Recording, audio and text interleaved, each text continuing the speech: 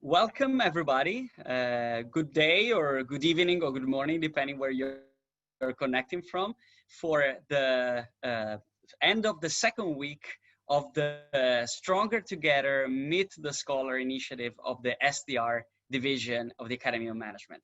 My name is Paolo Versa. I am the STR Communication Director, and I'm one of the officers of the STR division. And we are here today to interview, to know better, one of the greatest scholars of our time in the field of management, Margarethe Wiersema. Thank you, Margarethe, for being with us today. It is a great pleasure, really, to have you here. And I would like to take the chance to thank for the organization of this series of interviews and meetings, virtual meetings. First of all, our division chair, Samina Karim, which is here. Thank you, Samina, for your energy, your passion. The fantastic group of people that support this initiative, starting with Eunice Reed from Seattle University that is today with us, and in general all the engagement chair committee that is supporting this fantastic opportunity to be connected despite the difficult times we are all going through, and the Jiao Luo also for a great support with the Meet the Scholar and many other events. But before letting the floor to Margarethe, I would like just to say a very few things about her outstanding career, outstanding results and achievements. This is probably the most challenging moment for an interview for a person like me doing the interview, because it's really tough to squeeze so many accomplishments in one slide. So we'll just have to barely surface some of the few things that she's done, but there are many more, of course, in her CV. So Margarethe is Dean's Professorship in Strategic Management at the Paul Merage School of Business at University of California, Irvine. She received her PhD in Corporate Strategy at the University of Michigan. And she received a really long list of very important awards and recognitions, which include, but not only, an honorary PhD from Copenhagen Business School. And we also, she's been in the Strategic Management Society Fellow, elected, Distinguished PhD Alumni Award from the Ross School of Business, International Fellow for the Advanced Institute of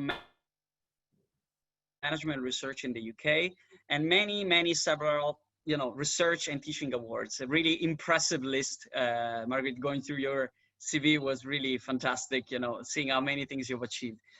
She served as associate editor at the Strategic Management Journal, and currently she's senior editorial board of Global Strategy Journal and associate editor at the Academy of Management Perspectives.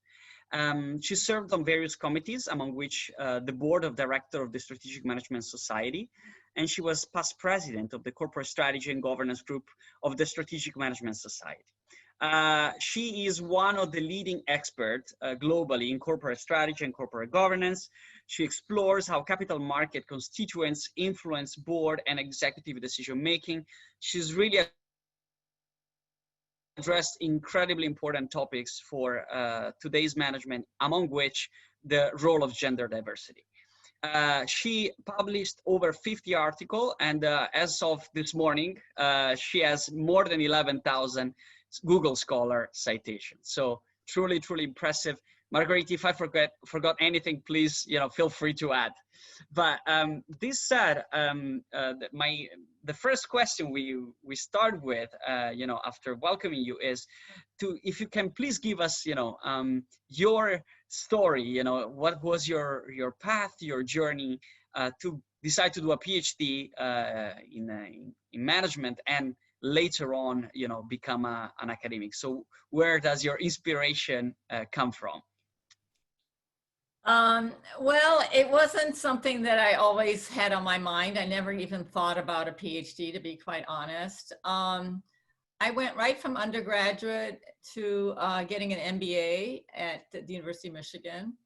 And my interest was in corporate finance. I was sort of on the quantitative side. And I really had no interest in having a PhD at all. when I entered the MBA program at Michigan. I was very interested in working and getting an MBA and getting a corporate job. But while I was in my MBA program, I was taking all the advanced classes that required calculus, like the advanced statistics, which had a lot of doctoral students in it, as you can imagine. And I met my future husband at the time. He was in the doctoral program at Michigan. And he was the one that kind of said, oh, you know, you really ought to think about a PhD. And so I wasn't all that enthused with the idea, but, you know, he kind of put the idea in my mind.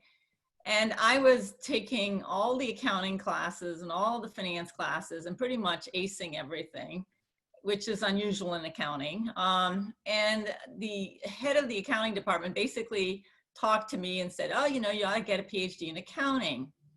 So I applied to a few programs in PhD in accounting and got into all of them. And as the second year of my MBA started to end, you know, around May, I came to the conclusion I really, really didn't want to do any more studying. I was tired of school. So I basically asked the schools to delay my entrance, and they all said yes. And then I went on the job market and ended up working in corporate America and getting a job at General Motors headquarters in Detroit on their financial staff. And so that's what I did for several years. And I aborted my PhD plans, okay? And anyway, while working for General Motors on the finance staff is what perked my interest in strategy. So I realized that I didn't really, you know, all of the strategic decisions at GM were made by the finance staff, if you can imagine this.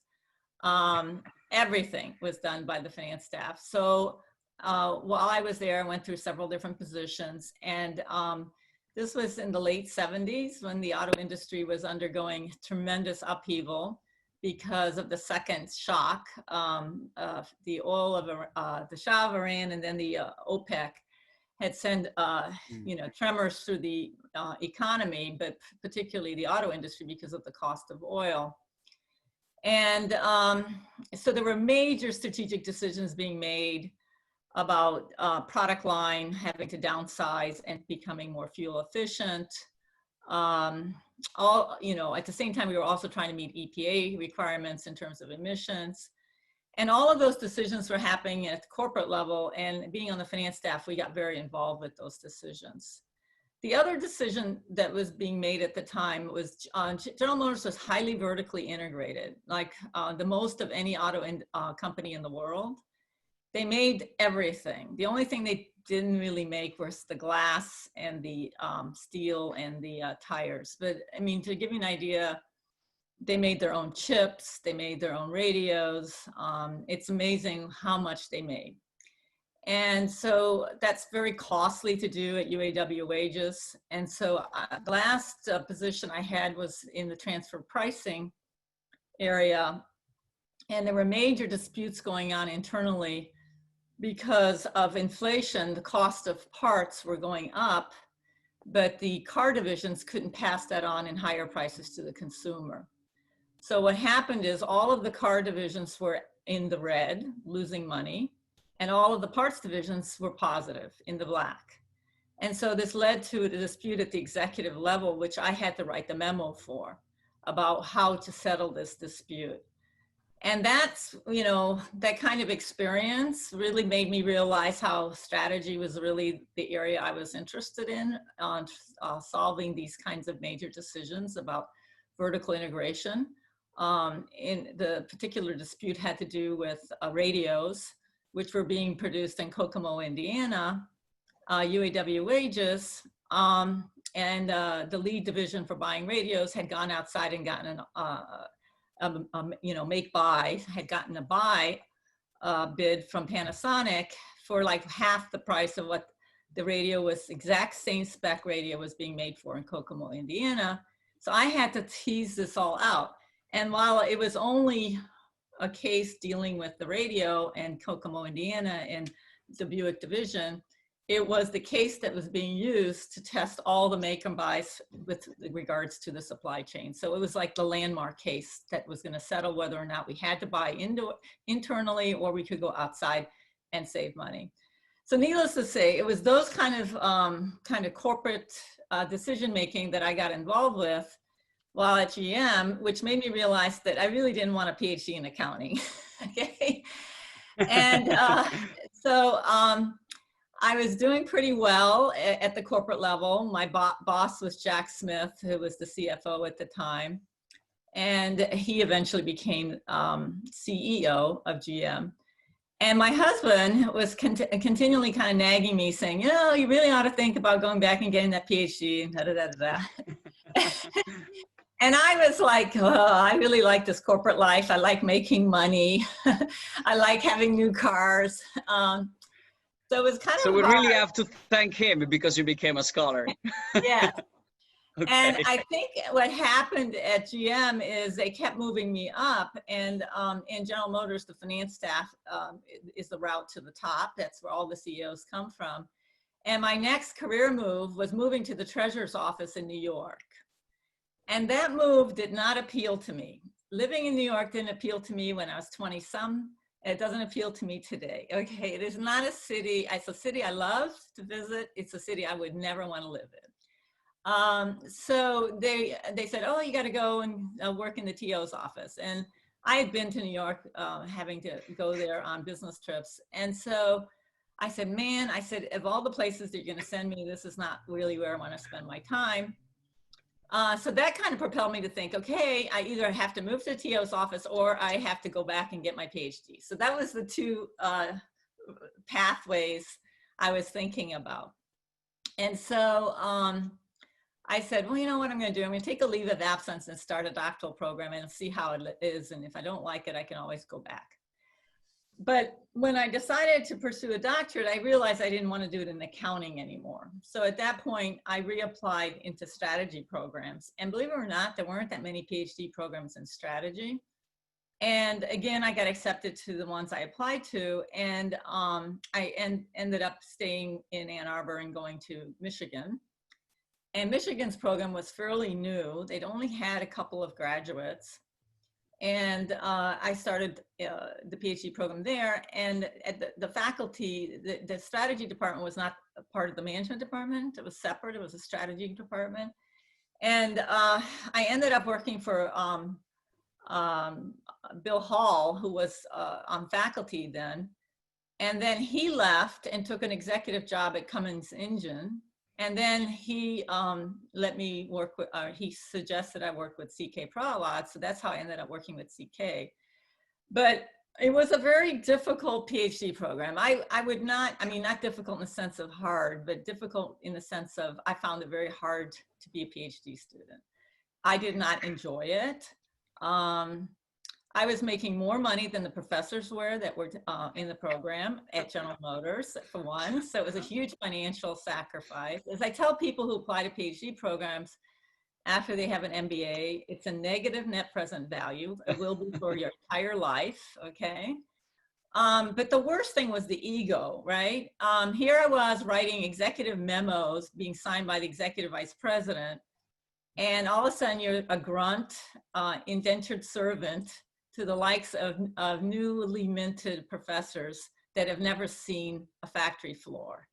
So it was a very demoralizing experience.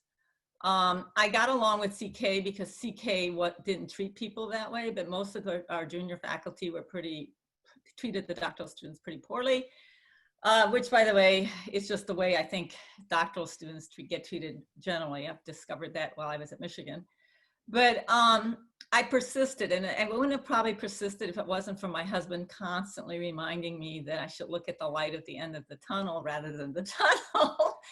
So that's how I made it through, and working with CK helped because CK basically gave me free rein and didn't really impose anything. And he and I got along really, really well because I had come from business and had a very business-oriented perspective, and was very much phenomena driven rather than theoretically driven. And he, of course, is very phenomena driven. So he and I got along, and I was actually his first doctoral student. Wow, this is quite something. And Margarethe, how did your thesis come about? Like, how did you develop the ideas of your dissertation? Okay, well, that's a good question. As I mentioned earlier, I'm very phenomena driven. So when I was working in General Motors, you know, a lot of young people don't realize what the 1970s and 80s were like. When I tell my students that the Federal Reserve rate was 20%, they don't believe me. I said, Google it. Google it. When the Federal Reserve rate, which is the prime rate that they're charging banks, is 20%, what do you think a car loan rate is, right? Or any of the mortgage rate.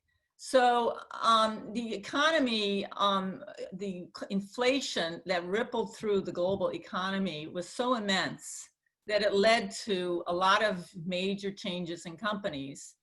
And part of that was that a lot of companies just realized their vertical integrated supply chains were very costly when you have inflation like that. So they started to outsource to lower cost, mostly to Asia, but sometimes to Mexico as well. But the other thing that was happening was globalization in the economy. You know, the inroads that the Japanese were making in the US were pretty significant during the 80s, and especially in the auto industry and the electronics industry. And so there was a lot of upheaval in corporate America during this time period.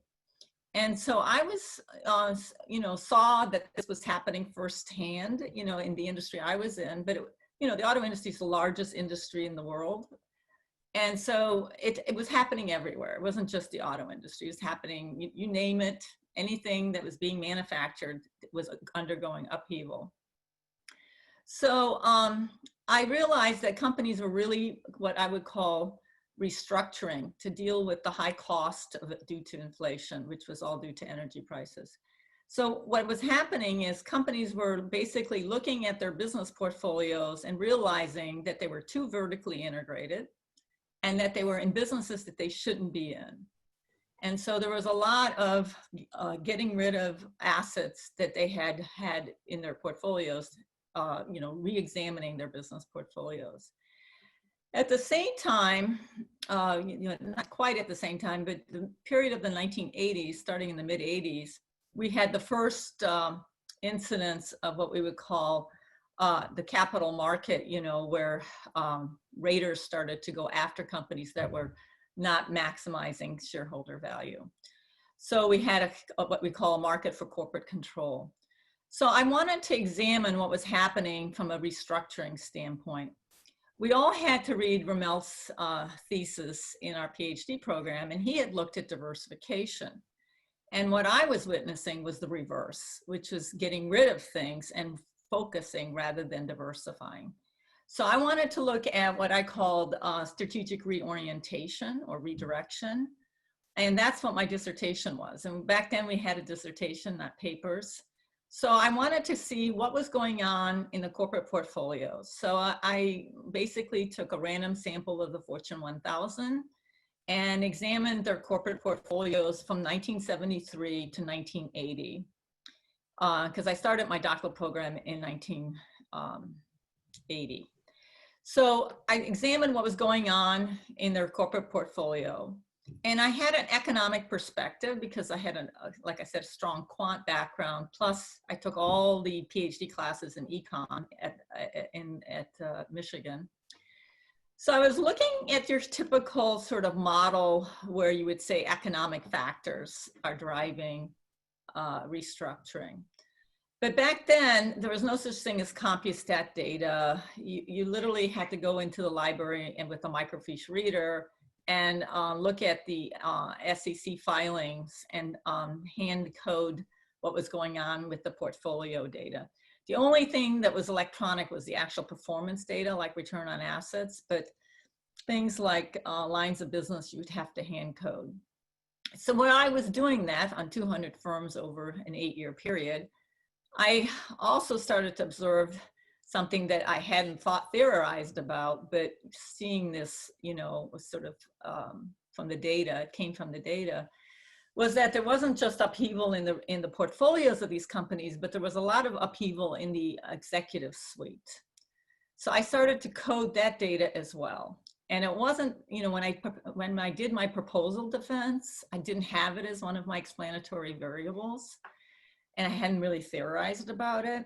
But when I started collecting data, I said, look, this is something that I see, so I have to code it and capture it. So I did. So I would say the nice thing about doing that is when you're in the raw data, you see things that you don't see when you're in the electronic data file. Okay. Because if I'd not seen that, I probably wouldn't have coded it, right? So I started coding who was CEO, who was president, who was chair for this 8-year period. And when I started to analyze the results as to what led to restructuring, lo and behold, the major explanatory variable were not economic things like financial performance or industry performance or any of the kind of typical economic characteristics, but instead it was changes at the top. So that's what kind of led me to the paper that I probably am the most known for, which came right out of my dissertation, which is Top Management Team Composition and Strategic Change.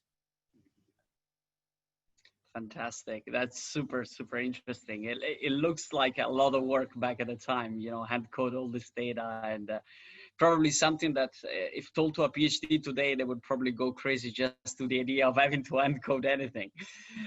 So you mentioned in this journey a couple of people that were incredibly influential for you, your husband on the motivation to do a PhD, CK for you know, more the supervisory and, you know, probably also the academic, let's say, inspiration.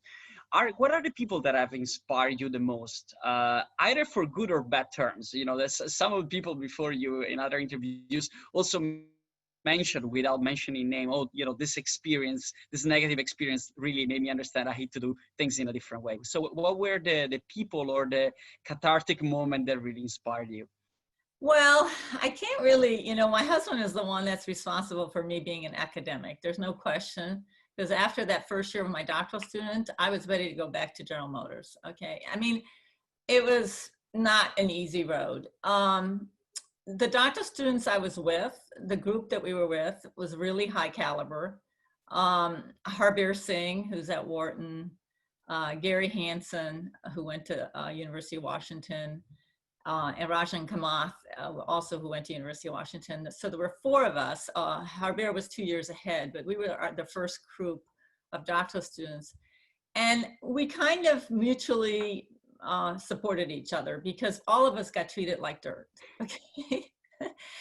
Right, by various faculty members. And I was probably the most outspoken, which probably doesn't surprise anybody, but we had one older professor who had his DBA from Harvard, so he didn't know how to do research worth squat, who felt, he wrote textbooks. His textbooks on entrepreneurship were bestsellers, and he wrote lots of cases. So he viewed us as slave labor for his cases, right? So he came to me and said, I could do a case for you. I would like you to do a case for me on the, General Motors at the time was building a giant new Cadillac plant in a part of Detroit called Hamtramck, which was the Polish part of town. And there were a lot of protests because they were demolishing this very historic area, including a Catholic church. So there was a lot of protest around this new giant plant that they were building. And he wanted me to write a case about it because he knew I worked for GM and he figured I could get access and so forth. And he was going to pay me the princely sum of $1,500 to write this case, but it would have to be a case that was polished enough that it could be used. It wasn't a draft of a case. And he had offered this to me like some kind of plum assignment. And I told him that if he could find somebody to do all that for $1,500, let me know and I'll hire him. And the rest of the doctoral students heard what I said to this old guy, you know, a senior professor, and basically said, fuck you, in so many polite words. Then they realized, you know, Margarethe is pushing the boundaries. She's telling them, stop, you know, stop treating us like dirt, you know. So I think that experience, you know, all of us having to go through it together, it made it more tolerable, that it wasn't just you as an individual that was being, you know, subjected to being treated like a servant. So that was part of it. And I think that's why CK had to be my advisor. Otherwise I wouldn't have survived, because he didn't do that. He was the only one that didn't do that. He treated you like an equal. And he was actually more interested in hearing what I could shared about my experience and using it, you know, like his article on dominant logic. The ideas behind that are very much based on what was going on in American industry, that they had to focus, right? That they couldn't just do everything anymore. So, but I can't really, you know, if I think of anyone else, it's just from my own, you know, people I've worked with. I've had a lot of good co-authors. I've almost all my work, I would say almost all, practically all my work has been co-authored, initially with colleagues and more recently with doctoral students. Mm-hmm. Wonderful. So it really seems like your, you know, professional experience before your academic path was very important for at least, you know, moving the first steps into really meaningful research question, both for academic audiences, but also for practice. And this also might be the reason why you received so many also teaching awards and impact awards. Do you think there's a strong connection there? You managed to really understand executives, not just scholars. Yes, I personally, I view myself as having a foot in both camps, a foot in the academic world and a foot in the business world. And it's always been my love. I mean, I haven't changed, even though I'm an academic. I still read the Financial Times every day. I read the New York Times business section. I kind of keep abreast of what's going on. And you know, I think I'm an oddity. I think the academia has become scholarly focused and not very much business focused. And I get frustrated because I think we've lost focus of what we're doing. It would be like if medicine was no longer aware of the patient and they were in, you know, in a science lab and figuring out treatments for a patient without seeing the patient.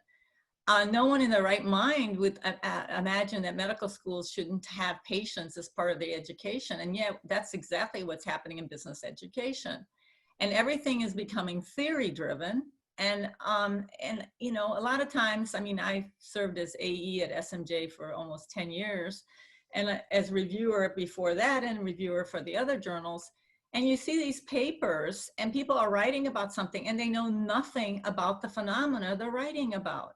Not even basic information. So it's a frustration for me that management scholars don't understand the phenomena that they're trying to study, and they don't even spend a little bit of time understanding the phenomena before they go off and hypothesize, okay?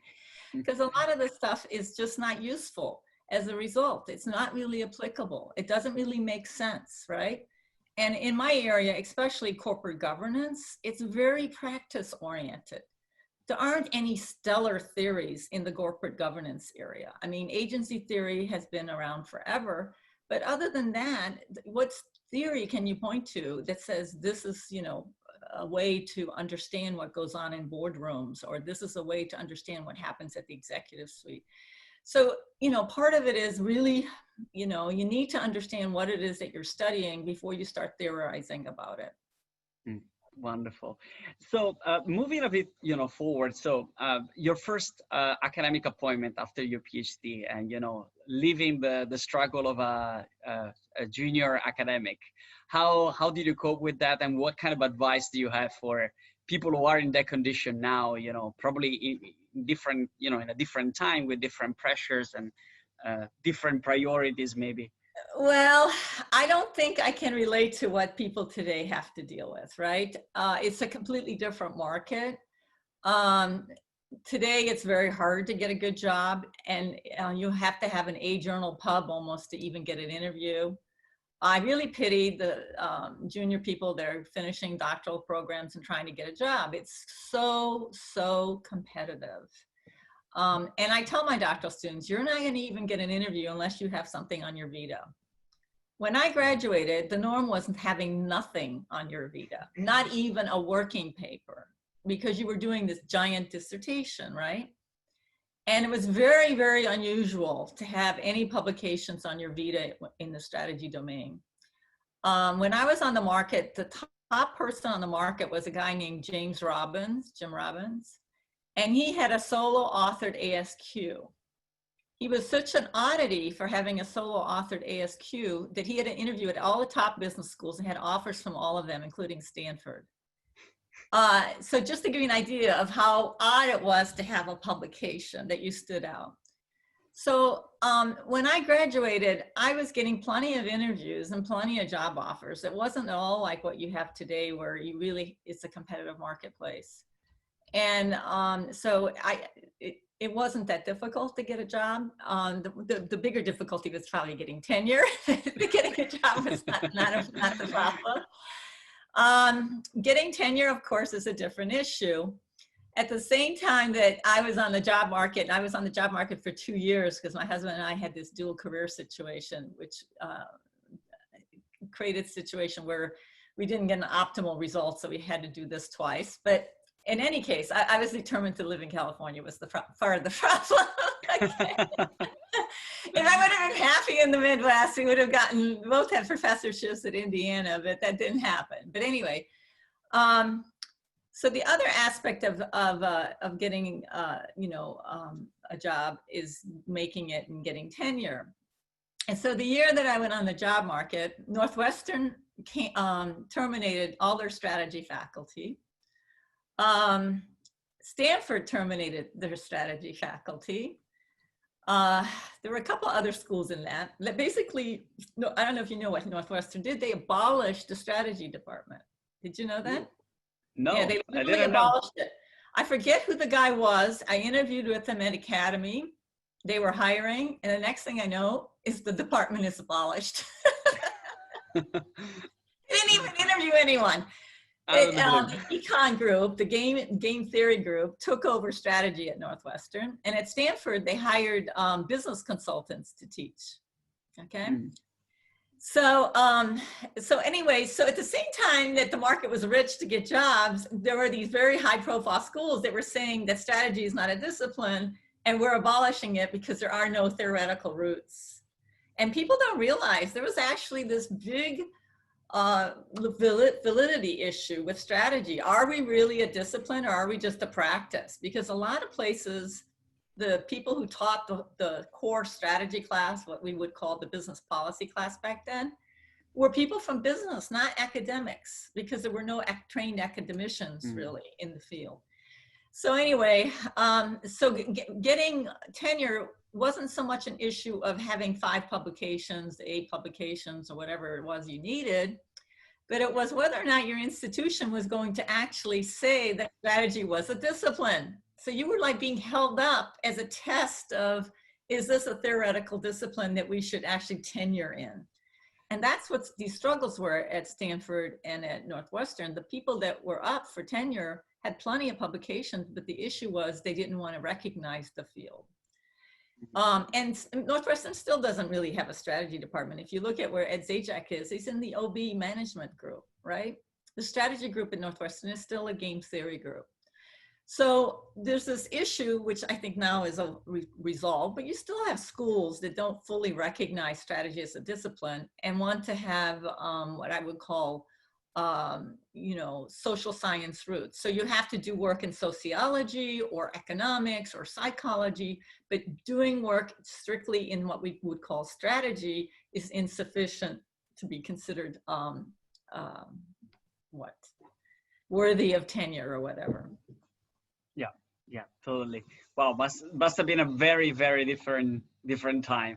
And what about the things that interest you today? I mean, what are the hot topics you're working on, and what do you think maybe also others should pay attention to? We talked about gender, and that's definitely something I would like to, hear something from you about.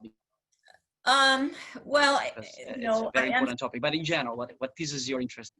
Okay, in general, it's pretty much the same in the sense that I'm very phenomena driven, right? So by looking at what's going on in the business world is what intrigues me. So initially it was this whole restructuring and portfolio restructuring, you know, what was going on with companies' corporate strategy.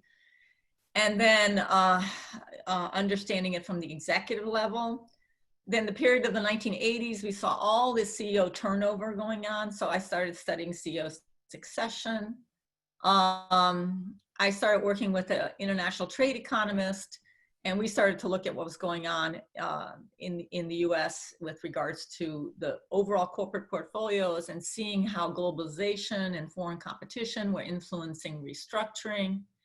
So if you look at my pattern of papers, they're very much focused on a phenomena, and that phenomena kind of moves as my interests move.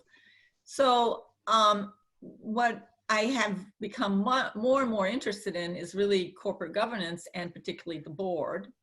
And this is why I was interested in things like CEO dismissal, as well as misconduct, like the stock option backdating issue, as well as more recently issues like activist investors and what they're doing to boardrooms and to corporate governance.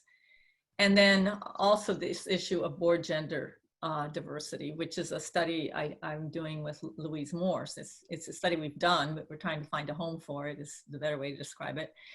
But still very much interested in phenomena and understanding what's going on in boardrooms and what's going on in the executive suite, mostly as a result of what I would call financial market constituents. So in this case, it's activist investors. In the past, I've looked at financial analysts. So that's kind of my focus. Now, that doesn't mean that's the only area of research that I would advocate, but that's, you know, I do believe that if you want to have a successful career, you should focus. You shouldn't be a jack of all trades. You shouldn't be doing papers all over the board. It's costly, you know, so it's better to sort of know a literature, know what has been written and published about that literature, and focus so that you can answer a research question and do it in a very precise way. And if you're doing papers all over the board, you're never going to have sort of that necessary detail, attention to detail that you would need to get published in an A level. Margarethe, one of the things that I noticed from your CV is that your research, your insights gets also picked up by the media. And this is, you know, incredibly important in terms of impact, because it's an important acknowledgement of the fact that our research is not just policy making, it, you know, in broader sense, in a theoretical sense, but it's actually something that creates change. How do you think that, you know, the literature and the research on strategy has been influencing boards in the last decades, and what areas there's still more work to be done to inform and guide the policymakers, the boards of directors going forward? Well, to be quite honest, I don't think we've had any influence. That's, I think, an opportunity that we could be somebody that has influence, but I don't think we have. If you look at the corporate governance literature, the finance folks have had far more influence than any field. And then the legal forums have had a lot of influence, because obviously corporate governance has a lot of a legal aspect with regards to board fiduciary duties and so forth. But there are a lot of issues with what is going on, and it continually changes, right? So in the 1980s, the problem rested with management not really being focused on shareholder value. And at that time, managers were being compensated based on salaries and bonuses. Bonuses were based off of operating profit. And so the whole issue of agency costs came up, and the whole agency theory really took hold, because everyone recognized that managers were not in line with the shareholders, the owners. And that led to what we call executive compensation based on stock option pay, which turned into an evil of itself. It corrected one evil and created its own evil. And even Michael Jensen, who advocated in his famous Harvard Business Review article, it's not, what's the title of that? It's not what you pay, but not how much you pay, but how you pay, I think is his article. who was advocating for stock option pay to align managers with shareholders. Well, people don't realize that even Jensen has come back and said this has turned itself into a real issue. And the issue is, you know, boards are handing out stock option pay without duly noting what the cost is to the shareholders. So it's like being in control of the cookie jar and handing out cookies without actually having to pay for the cookies, which is how the boards functions. So it's a problem, right? But that's an example of a problem that the finance people drove, and the finance people are now driving the discussion of how to correct, and management has had no say in any of that. And say on pay, which is one of the big things that's in front of the SEC, is to get stronger on say on pay. Right now, it's not a binding resolution, it's just a resolution that's like a recommendation. So you can have a say on pay vote, but the company, the board doesn't have to combine to it, is a big issue. And it's a big issue for the institutional investors who see that boards are too loose with giving money away, right? Mm. And it's, you know, just one very narrow issue, executive compensation. But what people don't realize, executive compensation drives so much behavior that if you are, as a management scholar, are trying to understand behavior, if you aren't familiar with what is going on from an executive compensation standpoint, you don't understand the underlying motivation behind some of this bizarro behavior that you see, right? But there are lots of governance issues. The gender diversity is another governance issue. The United States is abysmal for gender diversity. It's absolutely abysmal. If you interview directors in the US, they aren't even aware that our record is below that of Western Europe. All of the European countries have higher women percentages than the US, and not by a small amount. Some of them have 40% and we're at around 20. So you're talking huge, you know, gap between where the US is with regards to women on boards versus where Western Europe is today. So again, it's an issue that doesn't really get a whole lot of traction other than these studies that link gender diversity to some kind of outcome, which to me is not all that interesting because outcomes like corporate social responsibility or firm performance are not really driven by an individual. You know, there's a lot of factors that determine things like firm performance. So if you really want to understand what's going on and what the impact of gender diversity is, you can't just link it to some firm organizational level outcome. So that's another example. But it would be nice that management scholars would have more of a say and more of an influence in the debate that's going on. You know, again, stock option pay, corporate misconduct, those are all issues that get a lot of attention.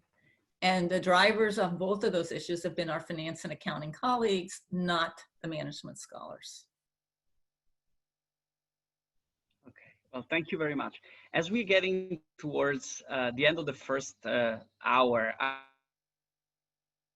I'd like to shift slightly more into a bit more personal questions and maybe some advice that you can have. So you seem to have been quite successfully managed to, you know, have a successful couple's career, you know, managing the couple's objective in the sense that, you know, you imposed your husband to go to California, and that was a great outcome for both, I guess, a great place to be.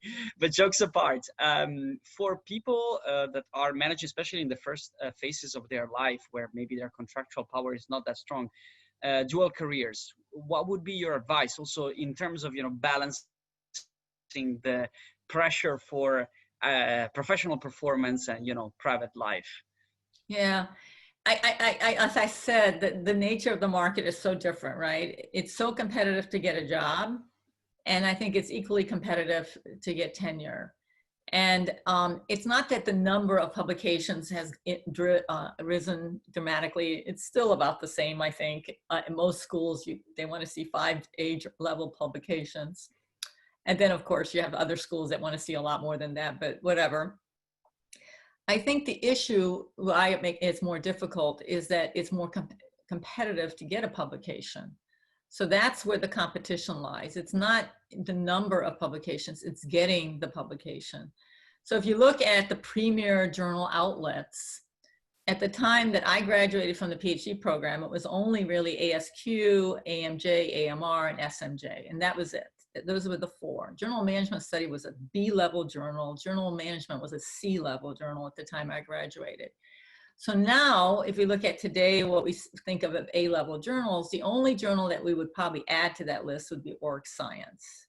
So we have 5 journals that are undisputed A-level, and then some people would add Journal Management Study to that A list, although most schools in the US don't, believe it or not. So you have a limited number of journals that hasn't really expanded in terms of A levels. Some of them have actually gone to more issues, like SMJ is now, I think, 10 or 11 issues. So it's increased its number. But if you compare that to the number of scholars in strategy and the number of scholars trying to get work into those journals, there's a huge divide. The number of publication outlets has gone up at some slope, but the number of submissions has gone up geometrically. And that's because the profession has expanded. We're now the biggest, I believe, they're the biggest, Samina can correct me, division in this academy. If not, we're number 2 right after OB. We're number 1? Two. After OB, but just for a short time. Samina said that, but by the time, we're number 2, but Samina said we're going to overtake them soon. So I believe in that. Okay. Needless to say, we're huge, right? And yet our outlets are not all that much bigger. And in terms of the number of places we can publish and the number of pages each journal has to publish in. So this has led to this just giant competition to get papers into these journals. And that is the competition to get tenure. It's getting a publication through one of these A-level journals. It is so incredibly hard. And if you were to go back and go to the 1980s and look at what's published in AMJ and SMJ, those would be desk rejects, some of those papers. That's how bad some of those papers are compared to the standard today. It is so much higher, and it's, you know, higher on all levels, but I'll just address it on the empirical front. Stuff would get regularly published in SMJ with significance factors of 0.11, 0.13. Good luck on that today, right? Or R-squares of 0.03. So you have, you know, a field that has gotten so competitive in terms of getting publications through the A-level because of the number of scholars that have grown. The field has grown, it's become international. It's so, so, so competitive. And this is why, you know, if I were to give any advice, it's very important to focus so that you become well-known in an area so that you have a chance of making a mark in an area. And the other thing is, don't try to do it alone. It is impossible. Very few people can basically do that level of quality journal articles all by themselves. You know, think of your colleagues that you're going to work with. Get colleagues that complement you. You know, there's no sense in cloning yourself. So you work together productively and that you have a working relationship where both of you benefit. And so I always chose junior scholars because everyone at a junior level is hungry to get tenure. So you don't have to worry about senior people who are not motivated. And the other thing is I picked scholars that complemented me. So they had a different perspective, like an econ person versus me being a strategy person, or a psychologist versus me being more on the econ side for strategy. So look for complementarity in your colleagues that you're going to work with and make it more than one paper, because there's a lot of startup costs working with anyone. And if you can get 2 papers out of working with somebody, then you've gotten efficiency, right? So there's some economies of scale and efficiency. So if you look at my papers, I almost always have at least 2 papers with every co-author. That's good. That's really good.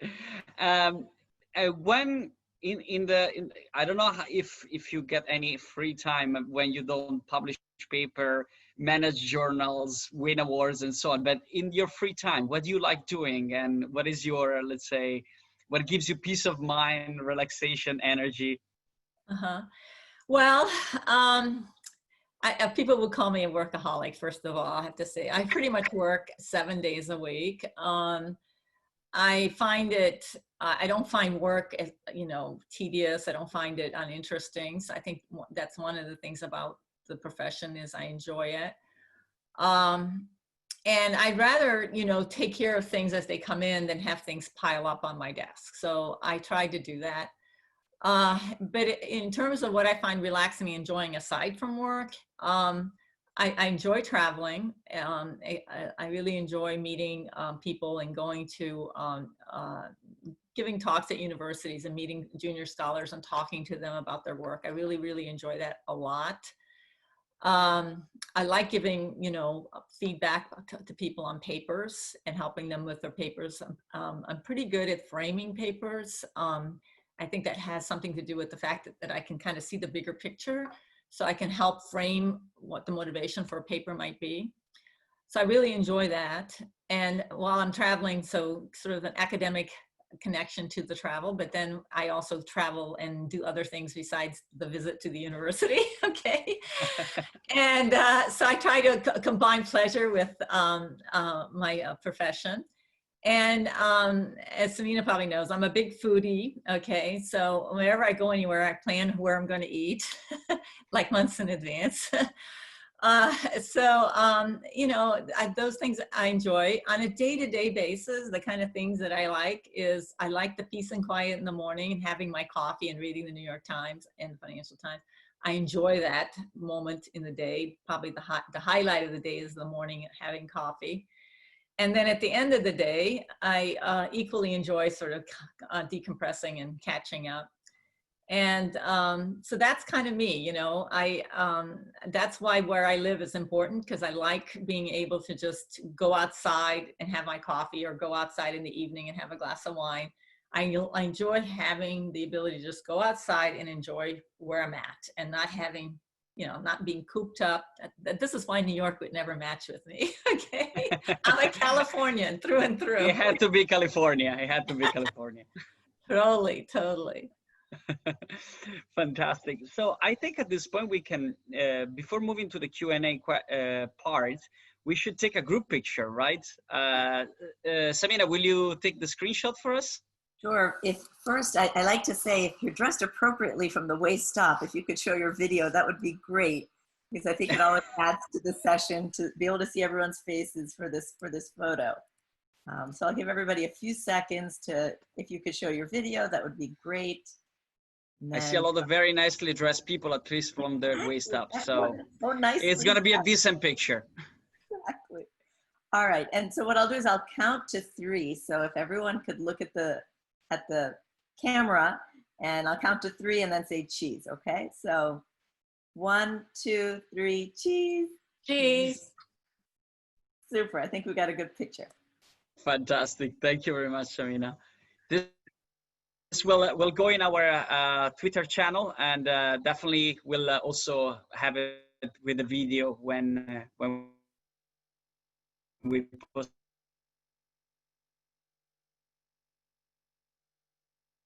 in a couple of days. So I would now move to the Q&A session. We have the first one we receive is from Kristen. Kristen, you can present your question directly to Margarethe. Hi, Professor, and thank you so much for doing this. It's been really, really helpful. You mentioned that you are very phenomenon driven and that the industry is the important part of our research. And I was wondering, how do you best suggest we translate our research to actually make an impact on industry? You mean after you've written a paper? Mm-hmm. You know, it's very difficult to have an influence in practice, right? There's the media attention that can help, because people in business don't read academic journals. Okay, let's just face it. So there's ways, you know, one thing that you can do is try to translate what your article is about to an HBR online thing, which gets read by a wide audience. The other thing is, like when I was doing work on analyst, as an example, I gave a talk at an analyst conference. I wrote them an email and said, I'm doing all this research on analysts and their influence on CEO executive succession. Would you be interested in having me as a speaker? And, you know, I did it pro bono, but that's another example of how you can influence what happens. And then my work on gender, I've presented that at least 5 or 6 different meetings and exec ed programs that I haven't been paid for on women, to let people know what our research showed, right? So this is sort of like, it's really up to you. They don't come knocking on your door. So you're gonna have to be the one that does the marketing to try to have an influence. And usually an academic paper isn't going to be digested by someone. So you're gonna have to either turn it into talking points or write something shorter to communicate what it is that your research found and how it can potentially impact a particular issue. But I encourage it. I really encourage it. You know, I think it's unfortunate, but our academic journals just don't get read, whereas HBR does, as an example, or MIT or Sloan. Those type of CMR, you know, those are more the kind of things that get read by the business practitioner, but there's other ways, like hitting the associations, hitting you know, whatever the issue is that you're researching, think about the potential bodies out there that are very focused on that issue and how you could make them aware of what you're doing is my suggestion. Thank you. Thank you. Thank you very much, Kristen. So we move to the second question. This from Eunice, right? Sure. I think you've already answered partially, but about having a focused pipeline, but could you tell junior faculty how to develop and manage their pipeline, and especially how you manage and prioritize multiple projects that you work on? Okay, it's a really good tactical question. At one time, I've given a lot of talks at junior faculty consortia, and what I would suggest doing is having literally a spreadsheet, like a flow sheet, where every single one of your projects is listed, and then the stages of that project, you know, where you are, data collection, theorizing, draft writing, submission to conference, initial submission to journals, all that, and have those as columns across. And literally write, you know, when a project starts and where you are on these projects. Because I think if without some kind of written record of these projects and where they are, it's very hard to keep track of the fact that you're falling behind on something, right? So this is like a good way, sort of a spreadsheet, and if anyone's interested, I can send them the spreadsheet later that I concocted at one point, where you basically have your projects as the first column, and then you have these rows, have them carry across, and then have them as different various stages. So it's nothing proprietary, it's something that's pretty basic. But the good thing about it is it kind of tells you where you are on these projects and keeping abreast of them. And it also tells you, you know, you don't want to have 4 projects all in the data collection stage, right? So you have to have a kind of a balance of when papers get submitted, then you can turn your attention to something else. So when they're in the review process, you have something else that you're working on. And so I view the Academy and SMS as a good first draft place to get a project going. So I always look and say to my doctoral students, get a paper into Academy, get a paper into SMS. It only needs to be 10 pages for SMS, you know, it doesn't need to be a full-fledged paper. But it forces you to get something done in a fairly short time period, to get it to SMS or Academy and get it in there. And then you can then add whatever it is that you need. Usually you haven't done a lot of writing, or maybe you need more data collection, whatever, to flush it out a bit more to get to the journal stage. So I no longer use this spreadsheet, but I do have a thing that I keep where every single project is listed, and with specific where is it going to be targeted, or where is it under review.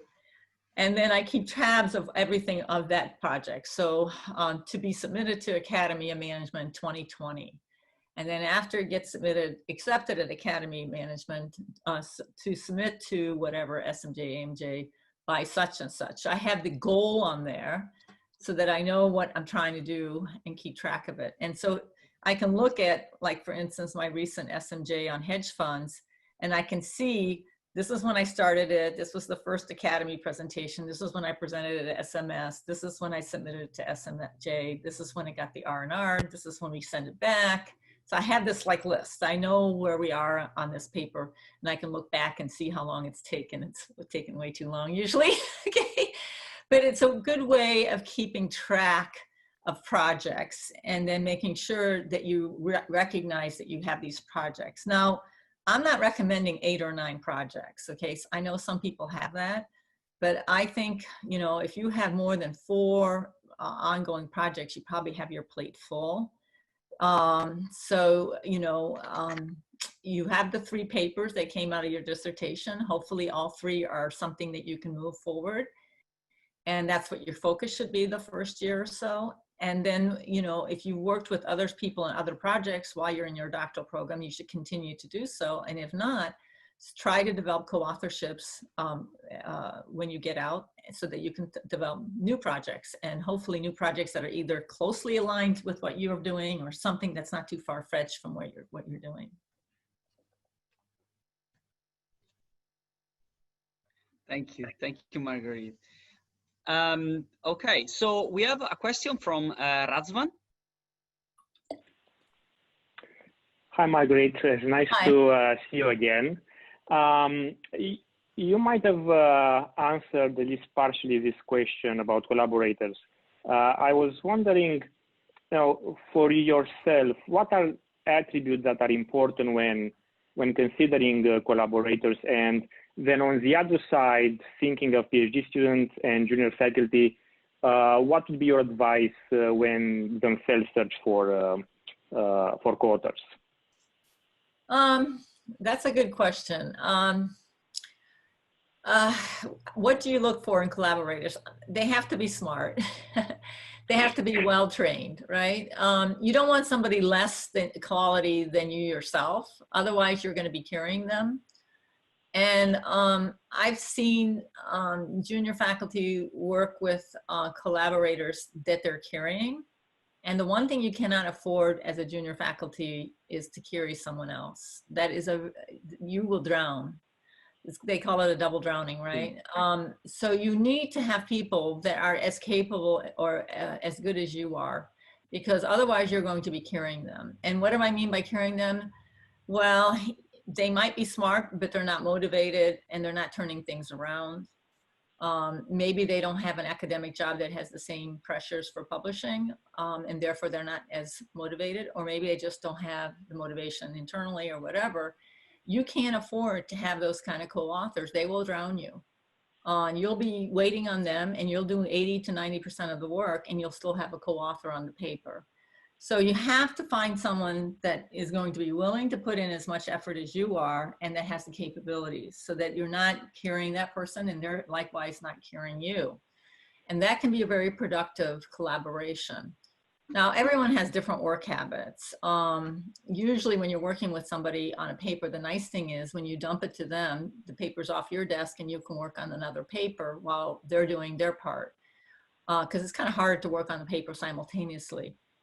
So that's another way of managing more projects, is that you have these co-authors that you can share papers with so that they're not all on your desk at the same time. But it's hard. And I would say that in generally, I've been successful at picking or having co-authors that have been good. But on the other hand, I also am kind of a slave driver. So I tell them up front, this is my timetable for this piece. If it doesn't fit your timetable, we should not work on it.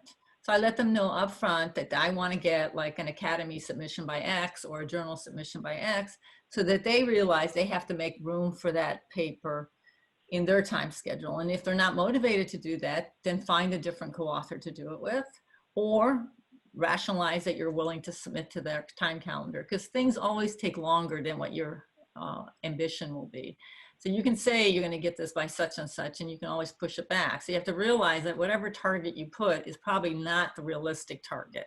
So if they're not willing to adhere to, or at least to try to attempt to adhere to that target, you know it's going to get pushed back and pushed back and pushed back. And in terms of seniors, okay, I never co-authored with anyone senior to me, ever. CK and I never co-authored anything. And we never even had a draft of anything, just to let you know. So it wasn't even something that we didn't even try. But I know a lot of junior people co-author with their advisors, and that's not a bad strategy. It's a good way of getting a lot of productivity. Plus, you're learning a lot in the publication process, right? It's not something they really teach you in grad school. It's what I call an apprenticeship. And the only way you can really learn how to publish at the A level is to do it with someone who's gone through it. When I do a seminar on how to publish in a good quality journal, and I send them one of my papers at the first stage, and I send them the reviewer responses, I usually use my old ASQ article as an example, and I let them read the reviews of the paper. Everyone is like, oh my God, this paper is never going to get published, you know, because the reviews are always negative, right? Show me a positive review. And I try to tell them, you know, that this is part of the process, is learning to get over the negativity of the reviews, because reviews are very, very critical. And if you can't get over that, you're not going to be a productive scholar. So you have to get over the sort of psych damage it might do to you, which is considerable, by the way. And you also have to learn how to address these type of comments in a way that you can convince the reviewers that you know what you're talking about, that, you know, you've done your due diligence and you're doing the extra work that they're asking for. So there's this whole apprenticeship of getting work published in it's a process you have to learn by. So that's something that someone who's published in those journals can help you with, right? To show you how they do it and what works for them. And that's why working with senior scholars can be very productive. The negative of working with senior scholars, especially if it's your advisor, is that eventually you're going to go for tenure, and then you're going to get the big question is this their work or your work? So you have to be kind of careful and realize that at the same time, you have to create your own identity so that it's very clear what your identity is. If the work is all dissertation related and your advisor is on it, it's usually easier than if you've been working with your advisor on other stuff. But there is at tenure time, there's always this question of, is it your work or is it your advisor's work when you're working with a senior scholar that you're going to have to deal with? Thank you. Margarethe, we have a question from Mark. Thank you. Thanks, Margaret. This has been really informative. So I have a question about, in my question box, I cited your AMP piece because I really like it on activist hedge funds with Albert. But I was wondering how you balance this tension, maybe, or maybe it's not tension, but between shooting for an A journal that, you know, you have a really good shot at getting in an A, or taking ideas that, you know, maybe aren't suitable for an A journal and they might end up at a different outlet, but the importance of getting the ideas out there. So how do you strike that balance between always shooting A's and always the ideas you really love and want to get out there, going to a different journal? You know, it's a good question, but I've never really done that. That's the issue. I don't know anyone that targets a B journal, all right, to be quite honest. I think everyone tries to hit for an A, because there's the one thing I've learned, what was it? Okay, it was the article in CMR that I actually got asked to write on, because it was a special issue on cognitive influences on manager. And I assumed it was going to be an easy paper, easy reviews, easy acceptance. And it was like, what a beer. If I would have known there was such a beer, I would have never done it. I'm like going, this is for CMR. And then, you know, it gets published in CMR, and the year it comes out, the FT removes CMR from their FT list. Okay. It's like, oh my God, what about so much work, right? So the amount of work to send something to a B journal and an A journal is going to be about the same. So I would not suggest starting at a B journal.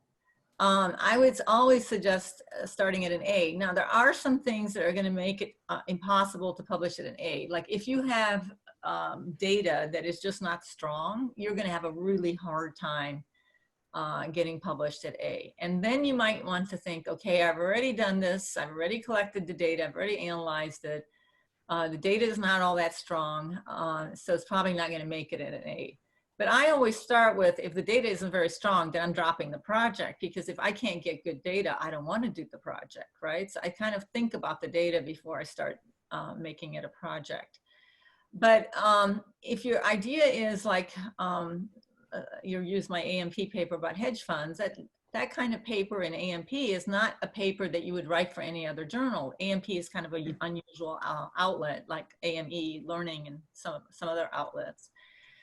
So there are journals that cater to more what I call think pieces or non-empirical pieces that provide an opportunity for you to write something that is of a different venture, you know, not a typical theory paper or not, and certainly not a typical empirical paper. And then you might want to think about the outlet that you're writing for. But again, that's a very high risk strategy. If the paper didn't get into AMP, where would it go? There aren't a whole lot of other outlets like AMP. So you have to think about the fact that you're going to put in a lot of energy into writing a paper for a specific journal, and that journal it's one of its, you know, it's a one of a kind.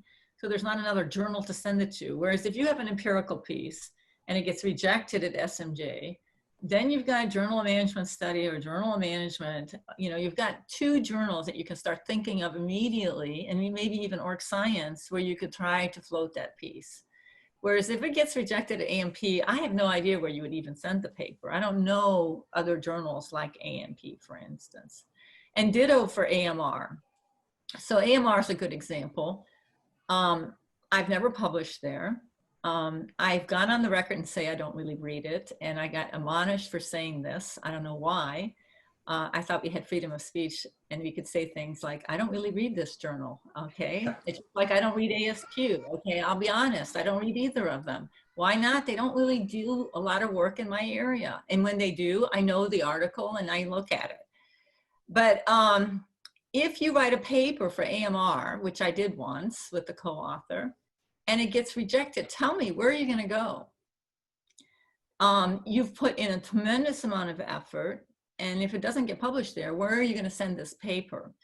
So, by the way, that paper ended up in Journal of Management Studies, but do you see what I'm getting at? It's sort of very difficult if you write a particular type of paper and you don't think it's A-level, and then you aim for it at a certain level, and then if it doesn't make it there, then where does it go? So you spend a lot of effort at a paper that maybe won't see the light of day. And to be honest, what you want to try to minimize is getting papers in your file drawer that will never see the light of day, because that's like wasted energy. And in all my work, I think I've only had one paper that went rounds at Journal Jibs and went around at SMJ that didn't see the light of day. And that was a tremendously frustrating experience, and I don't want to relive it. And I think we made a wrong decision by pulling it out of JIBS. We had an R&R, we should have stuck with it. Instead, we went through SMJ and went to 2 rounds and got rejected anyway. So anyway, so that's my advice. Don't think carefully about the strategy of this paper that you're planning on writing and where its home is, where its target journal is, and where else it could go if it's a unique type of journal. Okay, can I just quickly follow up on that? Because sure. Just on the, excuse me, on the AMP piece, how do you decide then to pull the trigger that, okay, I'm gonna take that risk? Is it more something you'd recommend for someone at your career stage, like post-tenure, than a junior faculty? Like, that's just too high of a risk and I don't want to do that? Definitely. I mean, if I had to give advice to junior faculty, stick to empirical work, and because that's the majority of the journal outlets. That's, you know, 4 of the 5 major journals do empirical work. Whereas theory work, if you don't hit AMR, who's going to publish, right? And I would not aim for, I mean, I'm an AE at AMP. I'm going to tell you, don't aim for that if you're a junior person. It's just, it's as much effort as writing a regular paper, and chances are at where you're at, they're not considering it as a major hit. So you have 2, you know, schools are different. You have to know what kind of evaluation you're going to be subject to. There are some schools that just count, and they treat everything the same. And they have like a huge journal net, and there's journals I've never even heard of, and they treat them all the same. And if that is the university or school where you're at, then obviously numbers mean something, and you need to have a lot of B journals in order to get the numbers. But if you're at a school like Irvine is, where if you have a B journal, it counts as a negative, you definitely don't want to be throwing stuff at B journals. So, you know, at Irvine, what they're looking at is, do you publish in the A-level journals? Do you have impact? And if the majority of your work or half of your work is in B-level journals, that's an indication you didn't make it into the A-level journal. So it's a mark against you rather than, oh, you have a more productive record. Does that make sense? So you have to kind of strategize it for where you're at. But to believe it or not, there's some very good schools that all they do is count. And I don't, you know, that's not, you know, something that I would do, because I always look at, okay, I'd rather see some quality papers than a lot of non-quality papers. But if you're at an institution where 5 A hits or 3 A hits is not going to be sufficient, but 6 B hits would be, then figure out what you need to do. Yeah, that's really helpful. Thank you. And thanks for the time. Thank you, Margarethe. I think there is another question from Razvan. Maybe a follow-up. Yes, not necessarily a follow-up to my question, but to something you mentioned. And you mentioned that all of your papers are co-authored. But at least in the past, there has been a push or say advice that you kind of receive when you go to conferences that as a PhD student that or junior faculty that you should publish at least one sole author publication paper. I mean, your answer would probably be biased a little bit, but what would you advise junior faculty now? How do you what do you know about other universities, what they require, and how is this seen? I think the advice you're getting is what I've heard as well. Okay, so I don't think, you know, you're getting a one-off. I think everyone says to go up for tenure, you should have one solo piece, hopefully in an A-level journal, right? And that advice actually hasn't changed. I had a solo piece in Journal of Management Studies, so just to let you know. But I think that's still a good strategy, because there's always going to be people who are going to question whether or not you can do it on your own. So I don't think it's a bad idea, but I don't think you need more than one. So you'll need to figure it out. And my suggestion is, when you have a solo piece and you're a junior scholar, that doesn't mean that somebody can't give you feedback on it, right? So you could get a senior scholar who's published in that journal, who knows your area, to give you feedback so that it gets to the kind of, because one of the things about working with co-authors is the papers improve. They're better quality as a result of having 2 people work on a paper. And when you're working by yourself, it's, you know, harder to get that higher level of quality all by yourself. So have someone else give you advice, have them read it, have you go through that editorial process on your own that you would normally do with a journal with the co-author, so that it can reach the bar that you can get a publication in a good journal outlet. But I would agree that you still have to have one. That, I mean, I personally don't think you need to have one, but I think the general sentiment out there is that you need to have one. I mean, I've done already 6 tenure reviews this year, and I've noticed that every single one of them has some solo article. So I think the advice out there is being heard. But the majority, you know, all of their publications are co-authored. And I never had more than 2 co-authors, and most of the time I had just a single co-author. And a lot of these papers that I've seen lately have 2, 3, 4 co-authors. So there's multiple co-authors, which I don't know how you manage, okay? I can only handle 1 co-author. Thank you. Margarethe, we got some questions that were left by people when they registered. So if you don't mind, I'll ask you a couple of these. So there was a question about reviewing. So what is your recommendation for a junior scholar, whether to review or not, since, you know, if one wants to do it well, it takes quite a lot of time. And more in general, what kind of service do you think a junior scholar should be doing before getting tenure? It's a good career question. Hopefully, even when you're a doctoral student, you're already starting to do reviews for the academy. I think that's a good place to start because they allow PhD students to review, whereas the journals don't. And hopefully, you know, during your doctoral program, someone has run a seminar on how to do reviews and taught you how to do reviews so that you have some knowledge of reviews. There are some workshops the Academy runs on doing reviews. But, you know, when you're going up for tenure, the predominant thing they're going to look for are your publications, right? The outlet and the number and the impact of the work. No one's going to look at your impact factor as a junior scholar, so you don't have to really worry, but they're going to want to know some kind of thread of the identity that you have in your research. And then the second most important thing for tenure is that you are a decent teacher. You don't have to be an excellent teacher, you just need to be a decent teacher, which means you should be somewhere at the median of your department. And so those are probably the two most important things for tenure. And service to your school, service to your profession is much less at the tenure stage. So I wouldn't get too over preoccupied about the need for service.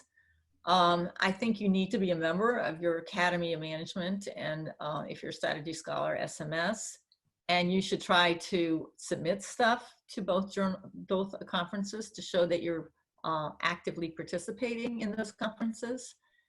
And you should review for them. You review for the conferences. And then it doesn't hurt to do some journal reviews. You know, I think when you're finally going up for tenure, that 5th or 6th year, a lot of schools like to see that you're on an editorial board.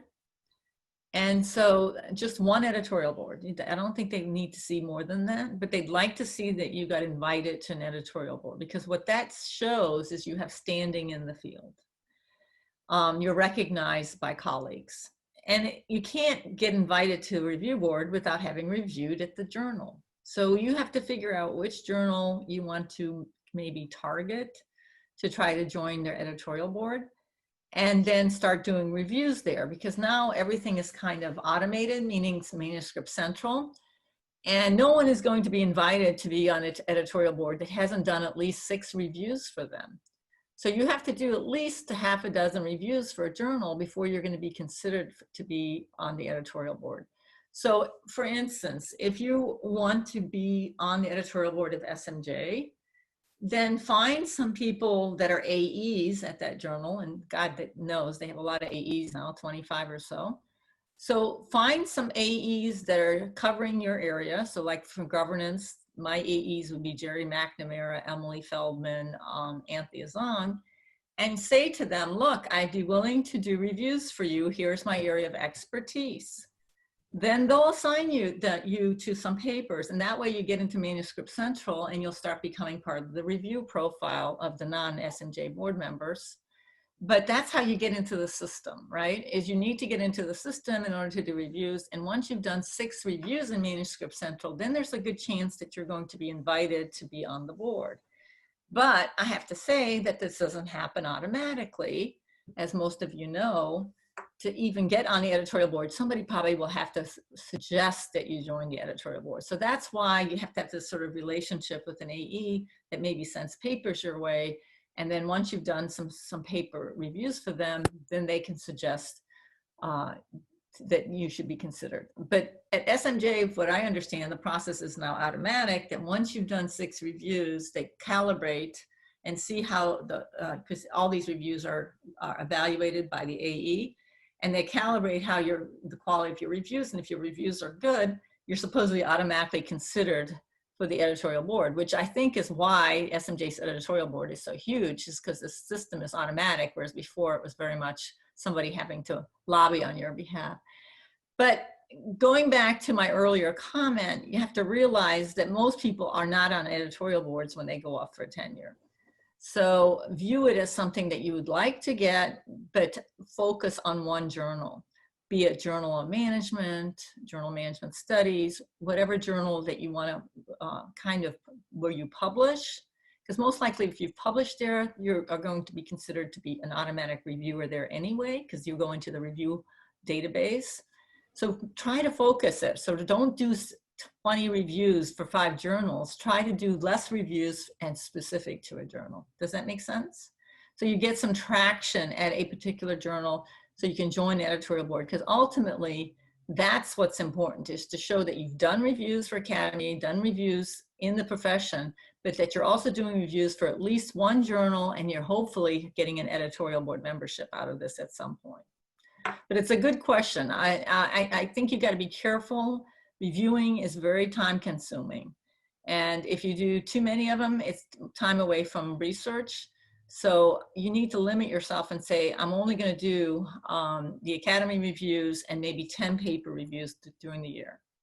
And that's it. And I think that is 10 would be the max I would try to do as a junior scholar. I would say maybe 6 to 8, okay, if I was being realistic.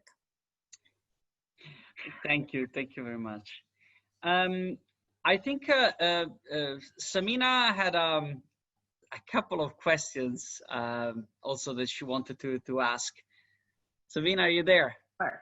I have a bunch of fun questions, but I also have some actually other serious questions that I want to ask you first, Margarethe, that I think a lot of people might benefit from hearing your opinion. So one question I had was, what are interesting questions you think that we haven't answered yet, or that you would encourage doctoral students to work on? Boy, that's a big question. Again, I can only surmise what I think is interesting from where I'm coming from, because I don't cover a lot of topics. So, you know, I can't tell you anything about a lot of phenomena. I'm focused, right? So I only know my one corner of the universe. And I think there's a lot of unanswered questions there. So to me, it's a landscape that allows for a lot more research. I sometimes think that people think that CEO work is passé, that we know everything there is to know, and we know everything there is to know about governance and so forth, because there's been so much work. You know, I think there's been several reviews of the government's literature as an example. But in reality, that's not the case at all. There's a lot of opportunity to do research. And part of the reason why I think there's a lot of opportunity is that some of the tools being applied are new. A lot of the sophisticated analysis of what people say and what people write are coming into play now when it comes to executives. So there's ways of analyzing what they say and the content of what they say, the way they say it, that in the past there was none of this analysis, you know, because we didn't have the tools to do that. So the word analysis that's going on, and even, you know, I've been very focused on the written, what is written, but like if you think about the analyst quarterly conference calls, they're all taped. They can all be put into these databases to be analyzed. What companies put out on social media, what executives put out on social media. So there's all ways of gathering data that has really not been analyzed and not examined in terms of strategy and executives and governance, you know, the topics that I would be interested in. So I think there's actually a lot of opportunity to examine issues that haven't really been examined. And so I don't come from the perspective that because we have hundreds of papers already, that the topic is well trodden ground and there's nothing interesting there. I disagree. I think there's a lot of data that we've never looked at.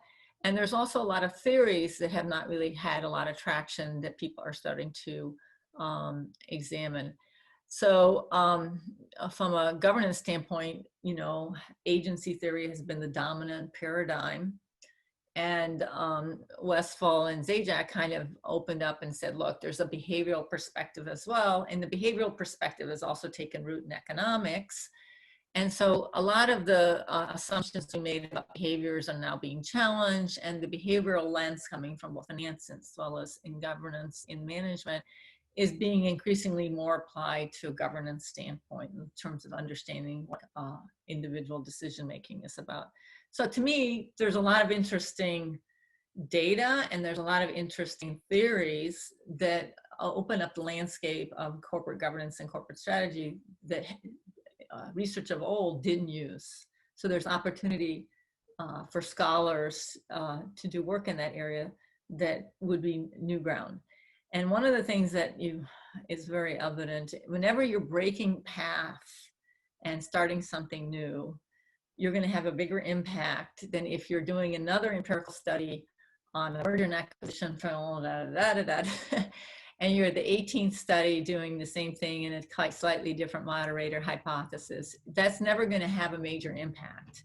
So think about how your study varies so much from the existing literature that it might set a pattern and therefore get identified and therefore get referenced, because that's ultimately what you want. Is you want to have an impact, and you can't have an impact if you're the 18th study that has done the same thing, and the only difference is you're using slightly different contexts or slightly different moderators. So you have to think, you know, what isn't novel here? What is interesting here? And will it open up interesting door looking at a particular issue?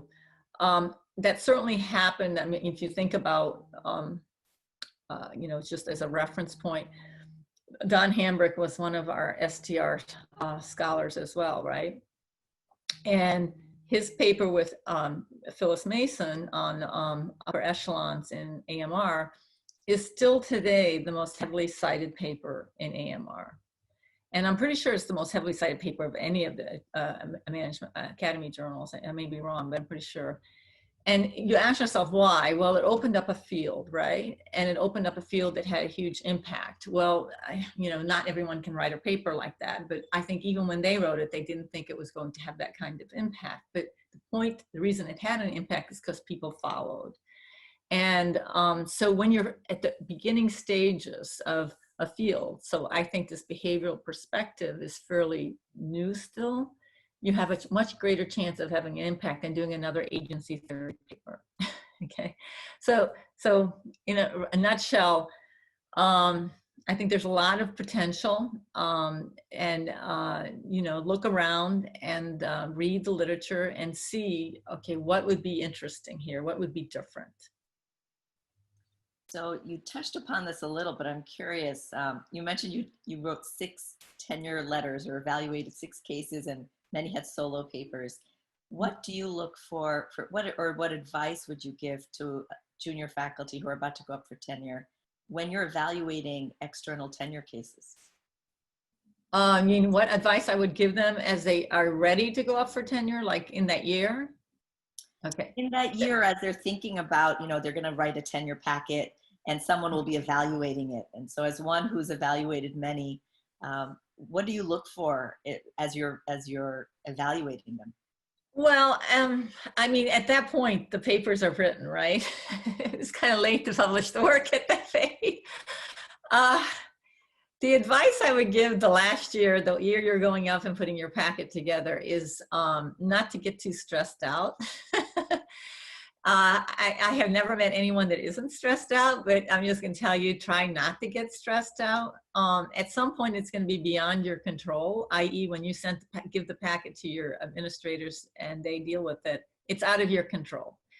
But prior to that, the advice I would give in that year that you're going up is, obviously, you know, you need a vita with publications and you need a vita with working papers. You have to show that you have working papers, hopefully in different stages of review, because what that shows is that the pipeline is there, so that if somebody's looking at the work and they're saying, you know, they don't quite have all the number of publications I'd like to see, but I see they've got an R&R here and it's under second review here. So it's going to happen. It's just a matter of a few more years, right? So you want to give your reviewers a pipeline to show that even if they think you might be on the borderline or that your publications are the right number, but there's a lot of co-authors, that the pipeline seems to indicate you're going to continue to be productive. So that's an important thing I look for, is what does the pipeline look like? And then the second thing, which is a piece of advice I would give just as counseling, is you need external letter writers. Most places will require that, right? And, you know, schools are different, but most schools have what they call an internal list and your list. So they'll ask you to come up with some names, and then the school will come up with their names, and then they'll pick whatever, 50% of each list or something like that. So you need to be a little bit strategic in thinking about who you're going to put on your list.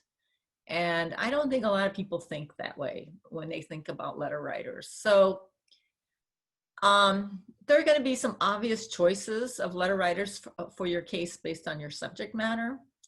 And so why put those people down on your list? Because they're going to be obvious people, right? Like for me, Don Hambrick was an obvious letter writer, okay? He was not on my list, right? Because if the school didn't pick Don, then they haven't done their homework. So you have to kind of think about who are the obvious letter writers given the topic I'm doing, and should I leave some of those, or one or two of those for the school to pick versus me? And why do I say that? Because there's a discounting that goes on. Your letter writer list is going to be considered your letter writers, and the school letter writers are supposedly the schools. So the school letter writers are going to be considered a little bit more independent. So if you pick every single person in your topic area, you've eliminated the ability for the school to pick a person in your topic area. So think strategically about who you're going to put on your list versus who the school's going to put on their list. And, you know, everybody knows nobody from the PhD institution that you've been at or a co-author is ever going to be asked to write. So you have to think about who else is out there. And they generally don't ask to write a letter writer from more than one person from a school. So even if you have 2 people at Michigan that would be great letter writers, they're not going to ask 2 people from Michigan. So think about, be strategic about how you think about who the letter writers that you're going to pick, and make sure that you leave some for the school list so that you haven't picked all the obvious candidates and they have no obvious candidates, right? So there's a strategy to thinking about it. And then the last word of advice I would give is, hopefully you've been developing a network over your 6 years of being an academic, and even your doctoral students' years, in that over time you get to know some of these people that are potential letter writers, because it's very important that you are not a ghost. And by a ghost, I mean somebody that nobody would recognize. In other words, I get asked to do a letter on somebody and I have no clue who this individual is, none whatsoever. I've never seen them, never met them, and I'm being asked to write a letter. Now, why is that a problem? Because you get asked to, the people who get asked to write letters get asked too many times. And so especially like journal editors and people at really reputable institutions are going to be probably getting 50 or 60 requests a year. It's not unfounded. So the question is, who are you going to write a letter for? You're not going to write 50 or 60 or even 20 letters. So you're going to pick who you're going to write letters for. And if you don't know who that person is, you're going to decline to write a letter. So it's very important that you're visible, that you've networked, that people get to know you, so that you've met them. And then when the request comes in, they're more likely to say yes rather than no. And so that's the positive of having a network, is that you're going to get a good chance that that person's going to sit down and write a letter. And let me tell you, writing a letter is like a lot of work, a lot of work. So for somebody to be willing to do it, it's a big thing. That's why if you're a ghost, you're not going to be asked. The person may not want to do it because it is a lot of work. And it's not like it's a recognition. No one will know that you've written that letter for them. You're not going to get any accolades. So you're doing this as a service, but no one will know that you've done this service. So that's why it's important that you've networked and you've connected with the people in your area. You know, when I was a junior scholar, I would put panels together for the academy. And I would invite the people who were senior in my area and to put on a panel as panel members. and I would act as chair, and I usually had a colleague that was co-chair with me. And then we would run a panel. And this is how I got to know a lot of the senior scholars in management. Is not so much like Jay Barney and I don't have work that's really simple complementary, but Jay was on at least 1 or 2 panels I put together at Academy or SMS. And so over time I got to know Jay, and over time I got to know other scholars that way, so that by the time that you go up for tenure, you're not an unknown. Thank you. Thank you very much, Margarethe. We have a couple of other questions. One from Yuping. Oh, thank you. So thank you, Margaret. So you have lots of industry experience that lead you to do your research. So I was wondering if you have any suggestions for PhD students who don't have much industry experience to do phenomenon-driven research. Well, you read the business papers is where I would start, and become more familiar with what's going on. I don't know, what university are you at? I mean, University of Colorado. Oh, Colorado, okay. So if you're in the US, you know, try to get familiar with what's going on in industry.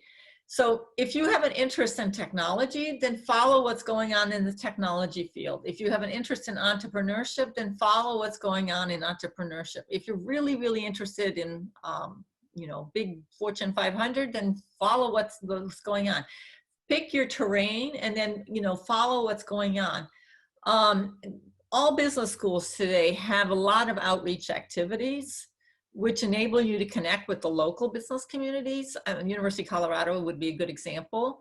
So reach out to the school with the communities they already are attached to. I'm sure they have a financial center, what they call a wealth management center. I'm sure they have an entrepreneurship center, and I'm sure they probably have some other centers. You know, like we have a real estate center, and we have an information technology center. And all these centers interact with the business community, and it's very easy to get to know some elements of the business community through them. So it's not a lot of effort to sort of find out what's going on.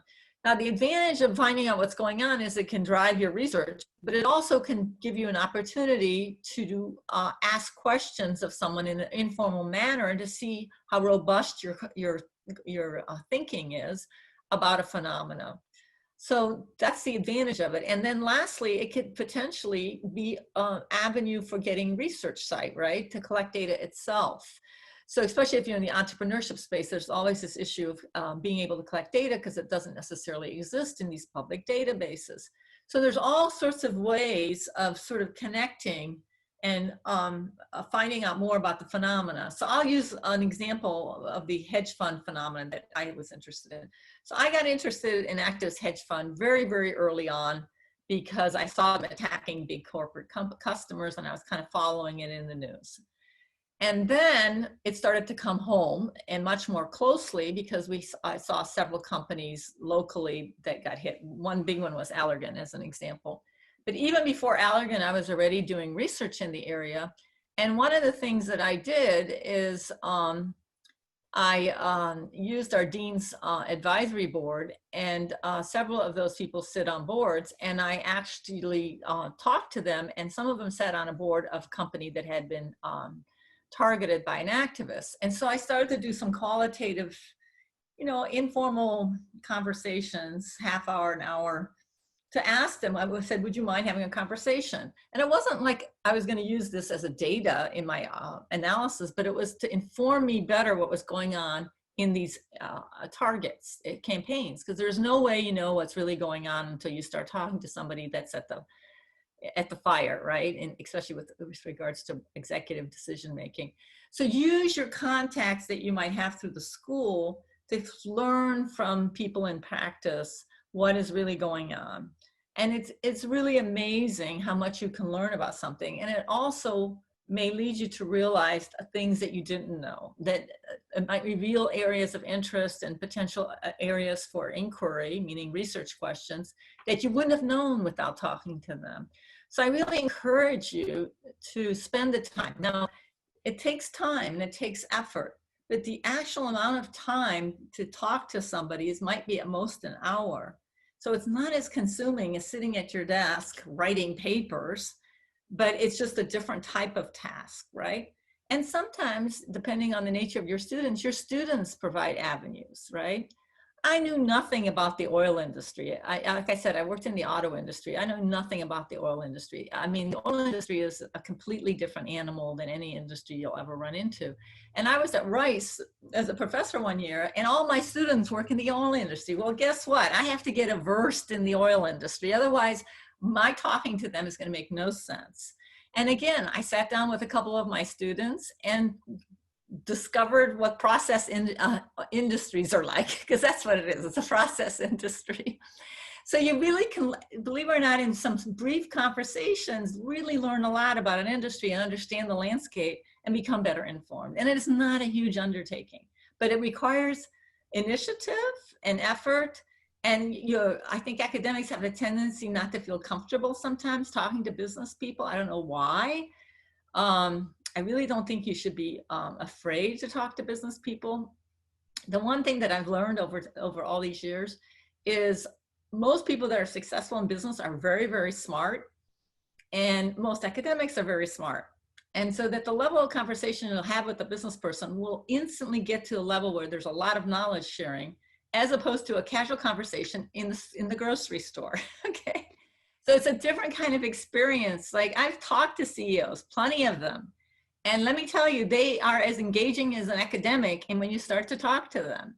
So it's a pretty high level conversation that can be pretty insightful, and they enjoy talking to academics. So they don't view talking to an academic beneath them. They enjoy talking to the academic because they want to know what we're thinking and what we're doing. So it's an interesting conversation to have. Thank you. Thank you. It's very helpful. There's also a question from Michelle. Hi, Margarethe. Thank you so much for having this session. So I have a question. So I'm a late stage doctoral student, and I'm really learning this art of like publication and what theory is and what thinking like an academic is. And I'm realizing the next stage is like mentoring doctoral students, like once you're faculty. So I was curious what your approach for mentoring doctoral students and junior faculty is, and if there's a way that helps in kind of learning this really tacit knowledge. So what school did you say you were at? Oh, I'm at the University of Washington. And that you have a position there, or you're still a doctoral student? Oh, I'm a doctoral student. Oh, okay. So you're already like thinking about being a professor. Well, I'm thinking about next steps. Like, when you're junior faculty, can I do what my co-authors are doing for me? Well, okay. Mentoring doctoral students. Well, I would not advocate that for any junior faculty member, first of all. Stay away from them. Get your own work done. Try not to work with doctoral students for at least a couple years. And why I say that is, I hate to sound so negative, but doctoral students are very time consuming, and you as a junior scholar don't have that time. And it's not just the training, but you're like, you're trying to do your own work and trying to get published, and at the same time, you're trying to help somebody else, right? So I'm going to use that analogy of a double drowning. You're going to drown, and they're going to drown you. So stay away from them and view them as a threat, and don't do anything till you've got some publications under your belt. Once you've had a few publications, then you can start to tackle doctoral students. When I came to Irvine, there was no faculty in the strategy area, and somehow they had admitted doctoral students in the strategy area. There was a PhD guy in econ that had admitted them, but he was not trained in strategy. He was much older. And so these doctoral students all came to me, and I spent all time with each of them, and they all were like hungry to work with somebody to help them get their dissertation done and so forth. And after a few weeks of kind of seeing the landscape, I think there were 4 doctoral students, believe it or not, of various vintages. I suddenly began to realize I was going to drown taking care of these lost souls. And I would have never admitted them because I would not have admitted students without having faculty in the area, but someone did, okay? And I felt really bad for them, and I'm a pretty empathetic person, but I also realized they were gonna kill me. So I basically said no, because I needed to get my work done, meaning I needed to get my papers out, and I could not undertake the burden of training them, because first of all, they hadn't been trained. They'd never worked with anyone on a research project. It wasn't like I was inheriting something that I could run with and get publications out. So be very, very, very careful that first couple of years until you get your own publications out. And even now, you know, I would say that doctoral students, I mean, I enjoy working with them. I love having doctoral students, but to be quite honest, they're not the same as having a colleague. A colleague, if you publish with a colleague, if you work with a colleague, it's a 2 + 2 = 5. A doctoral student is 2 + 2 = 3. Does that make sense? It's a negative. They are not equal contributor. They can't be, okay? Maybe they're really good with the data. Maybe they're good with data collection, but trust me, they're not as well trained as you are yet, and you're training them. And so, and that's the problem. And it's not anything negative about them. It's just the nature of the beast, that doctoral students are going to be this way. So you have this issue where you can't afford to carry somebody when you're trying to get your work out.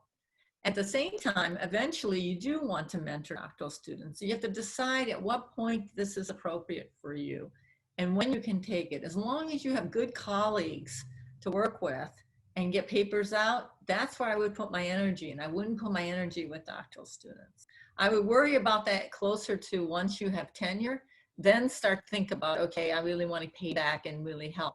That doesn't mean that you can't do doctoral seminars. It doesn't mean that you can't be on a doctoral committee, but do not be a chair of a doctoral committee. Absolutely not. Do not do that until after you have tenure. And do not sit there and start a research project with a doctoral student. The only way I would work with a doctoral student if I was a junior faculty is if I really needed somebody to help me with data collection and data analysis, and it was going to be my paper, and they're going to be second author only because of the support function that they provide. But other than that, I would not start gearing them and helping them with their dissertations and helping them with their thesis, because you need to focus on your work. You need to make sure to protect yourself and make sure that you get work done and work with colleagues that can help you get work done. I mean, I hate to sound so negative, but I don't know. That's just my view on doctoral students, okay? I like them, but you have to realize as a junior faculty, they're going to kill you. So on a softer note, I think Samina had a fun question. Samina, over to you. Sure. We've taken a lot of your time, Margarethe. So we usually ask a bunch of fun questions at the end. So these are just speed fire questions. All right. So favorite dessert? Boy. Okay. I actually make desserts. I'm a big baker. I know it's just to give a rapid response, but the reason I can't give a rapid response is I rarely eat dessert. Okay. What do you like to make? You said you're a baker. What do you like to yes, bake? I like to bake, but I'm not a big consumer of what I make. Okay. So what is your biggest hit? What do others like? What do others like the most? What is your biggest hit? I make well, I make a lot of fruit tarts. You know, like raspberry tart. You know, all sorts of different tarts. Like I made a cherry galette last night for dinner. I make a lot of baked goods. I make scones for breakfast. I make muffins for breakfast. I make chocolate cherry bread, but I don't eat most of everything. Okay. So I can't answer what my favorite dessert is. Okay, I can't. If I think of it, I'll let you know, Savina. All right. Well, I'm jealous. Your family members are very lucky. So, what kind of books do you like, fiction or nonfiction? Okay, here's another question. I'm going to defer on. I don't have time to read. Okay, I read the Financial Times. I read the New York Times. I read a lot of trade publications. I'm spending all day on my laptop reading. I'm doing reviews. I'm writing tenure letters and full professor promotion letters. The last thing I have time for is reading fiction and nonfiction. But if I was going to read something, it's definitely going to be nonfiction. And I can show you what I'm reading now.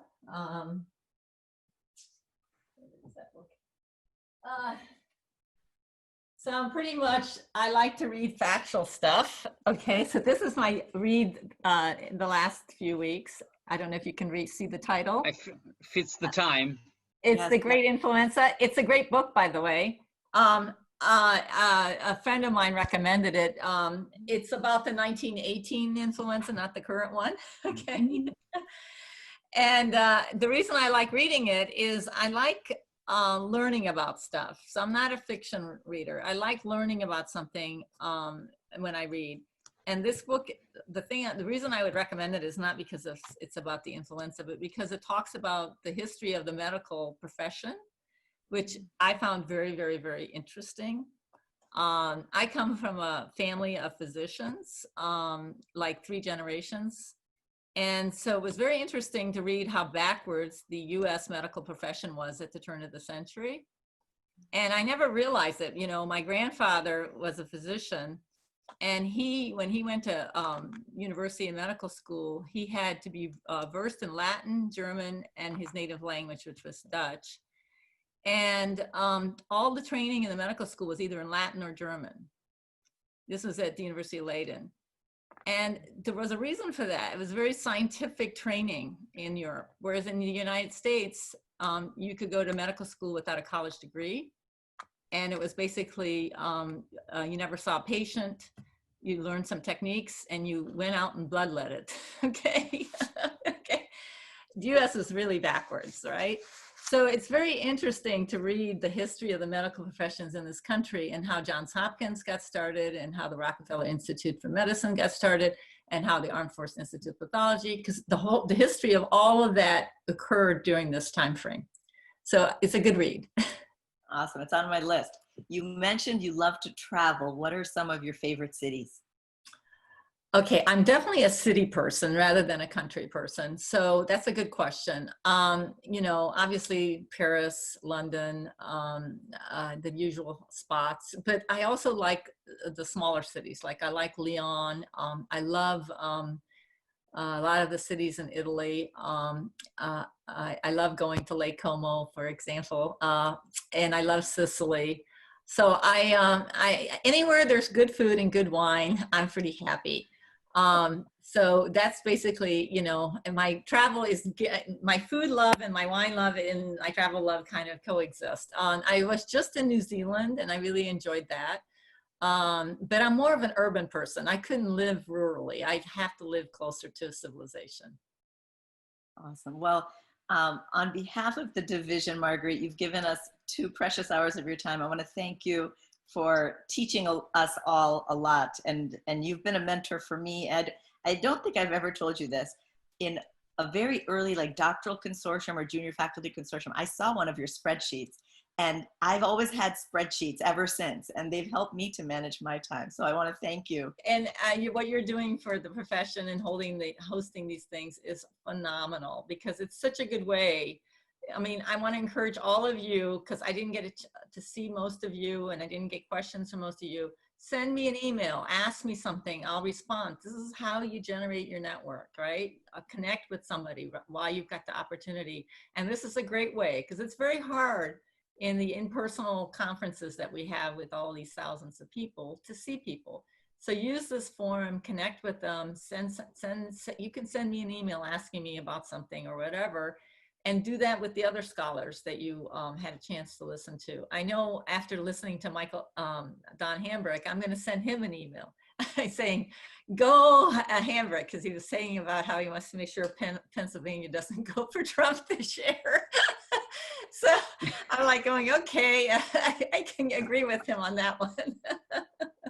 Well, thank you. I'm going to turn it over to Paolo to close this up. All right. Margarethe, thank you very much again for your time, and thanks to everybody who participated today. Thanks for your availability, and of course, follow us on YouTube. Your video will be up in, I think, around 48 hours, but there are, as you saw, many more.